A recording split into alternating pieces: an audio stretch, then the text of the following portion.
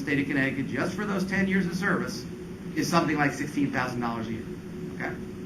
Now I'm the other person. I started 30 years ago for Connecticut. I did 10 years and I went to University of Alaska. Well, I got the same 1.5%. I got the same 10 years, so it's 15% times my final average earnings.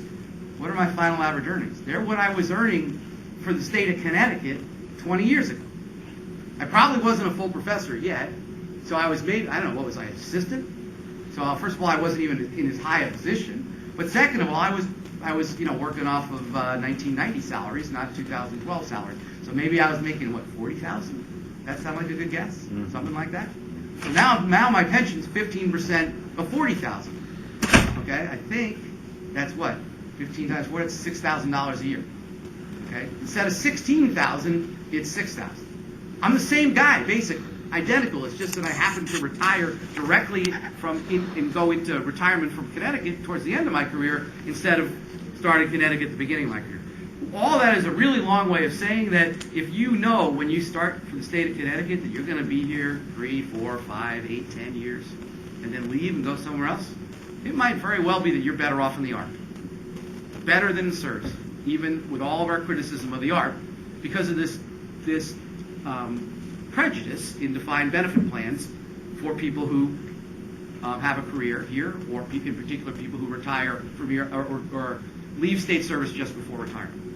So you might be better off if you knew that when you were that 25-year-old kid that you were only going to be here 3, 4, 5 years, or if you knew you weren't going to get tenure, or you knew your spouse was going to move to Alaska, and so, well, what the heck, you're going to go with him or her to Alaska, right?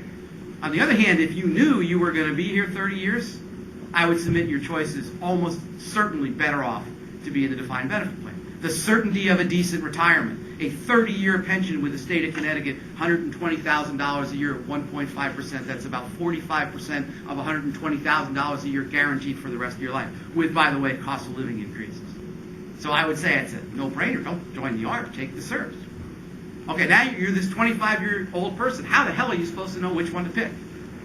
Think about what you knew about your life when you were 25 years old and you're making an irrevocable choice about one of the most significant issues in your life based upon a prediction of your employment over the next 30 years. It's insane. But that's what the law requires. So a big reason we created a hybrid plan is for that 25-year-old, okay, who started in the state of Connecticut July 2nd, 2011, is told, hey, which plan you want to be in, SCSU or the ARP, and is sitting there correctly, completely confused. The hybrid plan says, here's a way to hedge your bets. You can have the certainty of the SCSU plan because its benefits in its defined benefit aspect, because it's a hybrid of a defined benefit and defined contribution. You can have the certainty of the SCSU plan because your benefits are identical. If you're here 30 years from now and you leave, you're going to get exactly the same pension as your brother or sister who chose the regular SCSU plan. If you choose the hybrid, same benefits. But when you retire, you also have the choice of a defined contribution aspect. Okay? And the defined contribution aspect says that you're going to be able to get all of your contributions back, all of your employer's contributions back, and 4% interest. Now, is that better than a defined benefit, or is it worse? The answer is, it depends on how long you stay. If you left after only 5 years, you're way better off with the defined contribution aspect. You're not going to leave your money in there. You left it there when you're 30 years old. You're going to retire when you're 65. Whatever your final average earnings are 35 years old. They're a joke.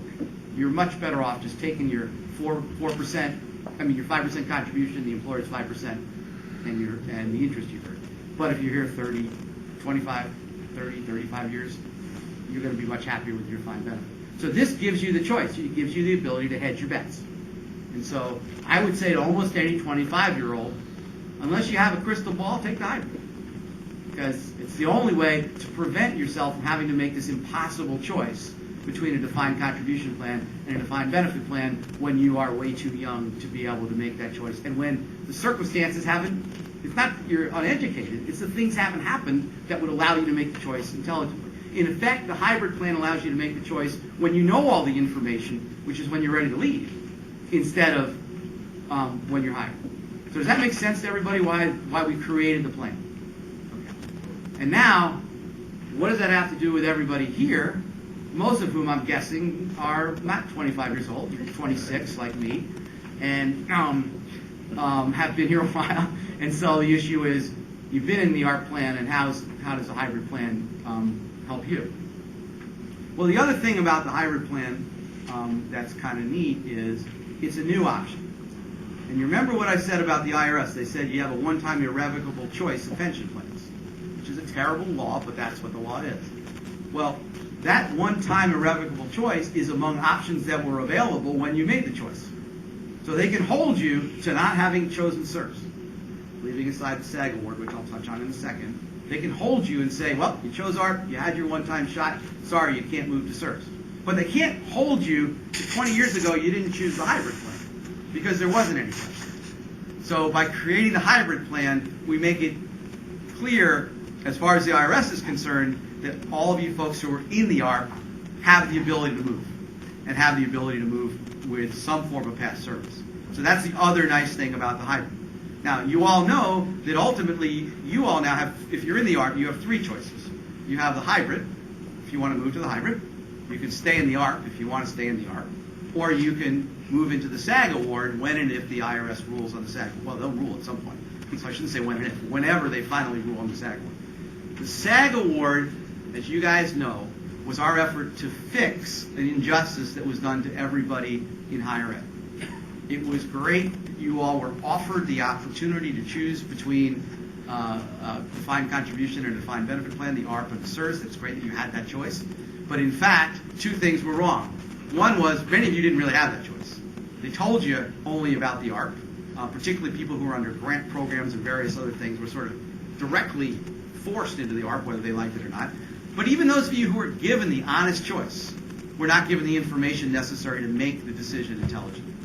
So for that reason, we filed a grievance, and we prevailed in that grievance, and we got the SAG award. And the SAG award isn't perfect. You know, what we wanted in the grievance, by the way, was for you not to have to buy past service at the full actuarial cost, but to be given the past service at the cost it would have been if you were in SERS all along. And we couldn't get that. It would have been a huge expense for the state of Connecticut. We couldn't get that. But we got, you know, what we consider a victory.